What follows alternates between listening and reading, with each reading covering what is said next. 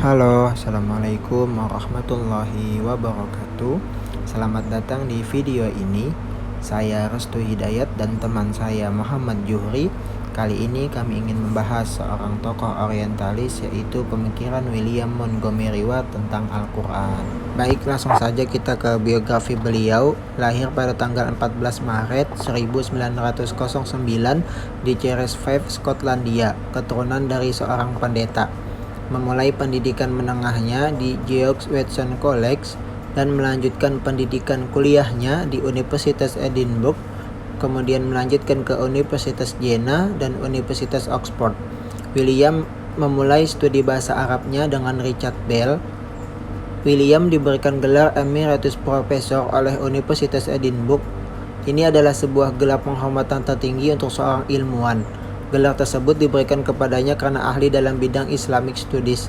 William juga dijuluki sebagai orientalis terakhir. Kemudian ia meninggal dunia pada 24 Oktober 2006 di Edinburgh saat berusia 97 tahun. Di antara karya-karyanya, Free Will and Predestination in Early Islam, What is Islam, Muhammad at Mecca, Muhammad at Medina, Islamic and Integration of Society, Islamic Spain, The Influence of Islam on Medieval Europa, Islamic Revelation in the Modern World, dan banyak lagi karya-karyanya yang lain. Latar belakang pemikirannya. Ada beberapa motif William menulis buku Islamic Revelation in the Modern World, yakni ingin memperkenalkan Islam kepada bangsa Eropa dan Amerika, juga bertujuan untuk memperlihatkan kepada Muslim bahwa sarjana Osidental yang sebenarnya tidak mementingkan permusuhan terhadap Islam, tetapi mencoba untuk mengkombinasikan sikap tersebut. Lebih sederhananya, William mempunyai misi untuk menjelaskan masalah antar hubungan agama Islam dan Kristen, karena keduanya itu mempunyai dasar yang sama, yakni memiliki ajaran dan tujuan yang sama dalam dunia modern. Pandangan William Montgomery Watt tentang Al-Quran. Yang pertama, wahyu Al-Quran.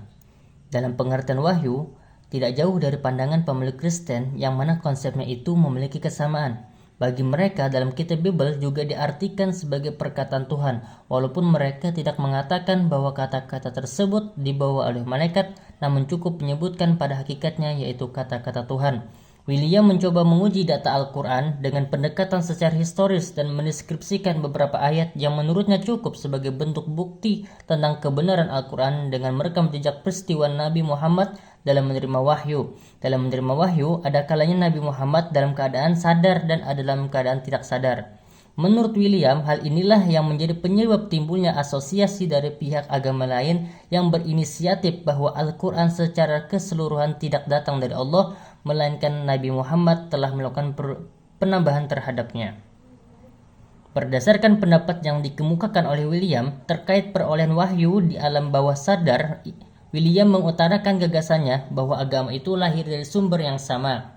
Ia juga berpendapat baik dalam pandangan Yahudi, Kristen maupun Islam adalah satu kandungan yang muncul dari alam bawah sadar melalui perantara malaikat dalam konsep Islam dan kekuatan inspirasi serta imajinasi dalam konsep Kristen Yahudi. Ini berarti konsep Islam tentang wahyu Al-Quran diterima oleh William dan Al-Quran tidak dianggap sebagai produk buatan Muhammad.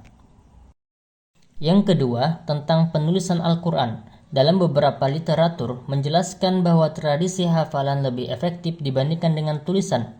Dalam hal ini, menurut William, bahwa tradisi tulis-menulis sudah dikenal dalam masyarakat Arab. William juga mengutip beberapa ayat dalam Al-Quran yang mengindikasikan bahwa tradisi tulis-menulis pada masa Nabi Muhammad itu sudah terjadi, sebagaimana dalam Quran Surah Al-Baqarah di ayat 282. Yang menyatakan tentang hal transaksi hutang piutang yang dimaksud dalam ayat tersebut. Dengan demikian, William seakan-akan menunjukkan bahwa tradisi tulis-menulis dapat didapatkan dengan mudah pada masa Nabi Muhammad berdasarkan kutipan yang ia kemukakan bahwa Nabi mempunyai catatan lalu kemudian dibukukan. William juga menunjukkan bahwa dari awal wahyu turun sampai wafatnya Nabi pun belum terdapat catatan wahyu yang autentik dan belum pula ada usaha untuk menyusunnya. Dalam jumlah orang-orang yang tewas pada pertempuran Yamamah, hanya sebagian kecil saja para penghafal Al-Quran yang tewas. Sebagian besarnya adalah orang yang baru masuk Islam.